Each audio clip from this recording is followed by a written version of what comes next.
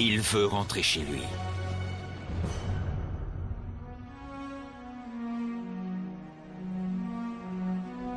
Après des semaines de combats et des centaines de kilomètres de marche, Spartacus amène son armée d'esclaves, pas moins de 70 000 personnes, au pied des Alpes. Ils sont aux limites de l'Empire romain. Ils sont quasiment hors d'atteinte.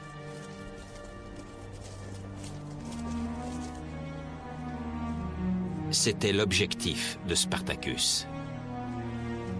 L'abandon de Crixus, les massacres, les mois de souffrance, tout cela fait maintenant partie du passé. Spartacus veut franchir ces montagnes. Il laissera Rome derrière lui et il retournera en Thrace, sa terre natale. Spartacus réussit un exploit extraordinaire. Et la seule chose qui se dresse entre lui et la liberté, ce sont les sommets enneigés des Alpes. Pourtant, tout cela n'est peut-être qu'illusoire. Une grande armée peut encore l'empêcher de partir. Sa propre armée. Je pense que Spartacus a dû essayer de convaincre son armée que la liberté se trouvait de l'autre côté de ces montagnes, mais elle a refusé. Après avoir parcouru toute cette route vers le nord, ces hommes refusent de franchir cette dernière étape. L'armée ne l'a pas suivi. Ça ne l'intéressait pas. À cet instant, on a le sentiment qu'il est en train d'échouer. Entre rejoindre les régions froides du nord ou rester pour piller les riches terres des Romains, ils choisissent de rester. Et ils exigent de Spartacus qu'il reste avec eux. Spartacus est le chef pas seulement d'une révolte ni d'une machine à tuer. Ce n'est pas qu'un général, mais un homme qui se soucie de ses hommes. Et ils attendent beaucoup de lui. Et il se sent obligé de rester avec eux, de conserver ce rôle de chef.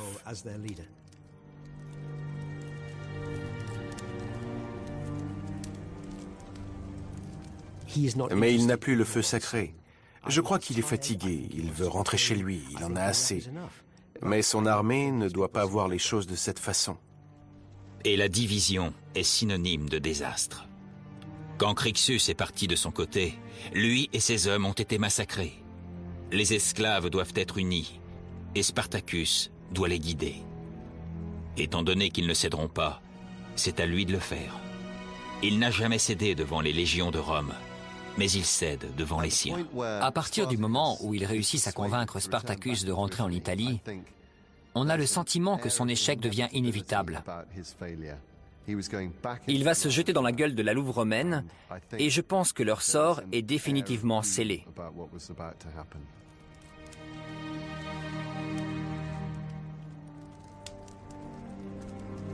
Ils ont renoncé à leur unique chance de redevenir libres. Et ils s'apprêtent à affronter leurs anciens maîtres. Spartacus ne peut plus conduire ses hommes que dans une seule direction, celle du sud. Et au sud, il y a Rome.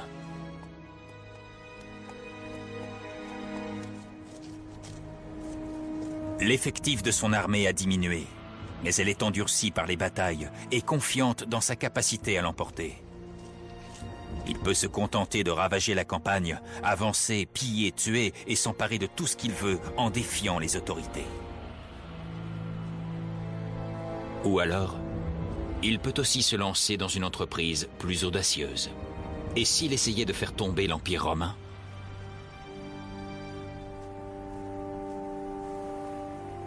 Rome ignore tout des intentions de Spartacus. Mais lorsque la plus grande cité du monde apprend que Spartacus fait route vers le sud, la panique s'installe.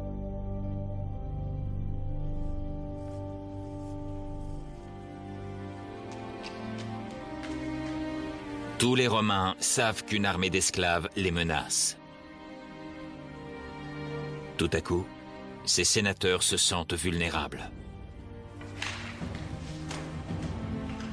Et l'homme le plus riche de Rome, Marcus Licinius Crassus, profite de l'occasion. Il sait que celui qui sauvera Rome obtiendra honneur, puissance et prestige. Spartacus et Crassus ne pouvaient être plus différents. Spartacus incarne l'altruisme, et cette image est parvenue jusqu'à nous. En revanche, Crassus est égoïste. C'est un aristocrate, un homme extraordinairement riche et un tyran. Crassus est considéré par ceux qui le connaissent comme l'homme le plus intimidant et le plus influent de Rome. Et presque tout ce qu'on peut lire sur lui témoigne, si ce n'est de son charisme, de la personnalité imposante et intimidante de cet homme. Le commandement est confié à Crassus. Ce n'est pas un grand chef militaire, mais il est cousu d'or.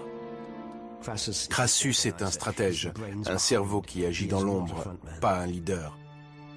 Il a un jour déclaré qu'un homme n'est vraiment riche que s'il peut s'acheter sa propre armée. Et il va maintenant prouver qu'il l'est.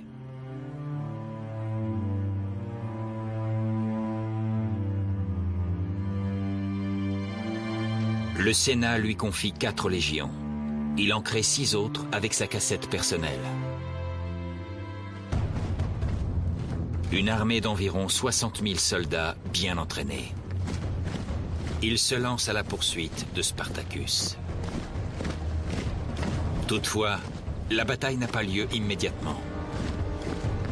Les légions de Crassus sont à la recherche d'un ennemi qui se déplace constamment.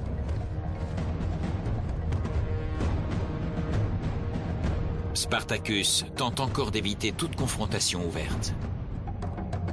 Il contourne Rome. Il ne l'attaque pas. Il a un nouvel objectif en tête. Il veut se rendre en Sicile. La seule alternative viable qui se présente alors à lui est de s'établir quelque part en Italie, où ils pourront rester unis. La Sicile est un repère de brigands. Là-bas, l'autorité de Rome est faible. Spartacus pourra donc recruter et préparer correctement son armée pour combattre Crassus. J'ai l'impression que Spartacus, quel que soit le plan qu'il a en tête, joue ici sa dernière carte. Il n'a aucun autre endroit où aller. Il est dans une situation quasi désespérée.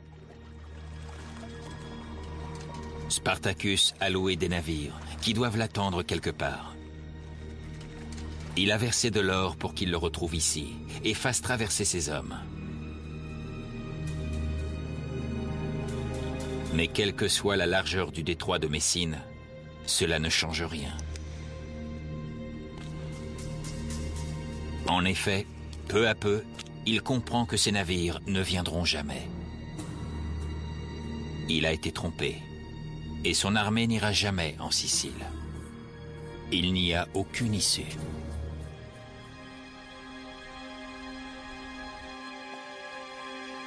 Après avoir parcouru une telle distance, Spartacus et ses hommes sont pris au piège.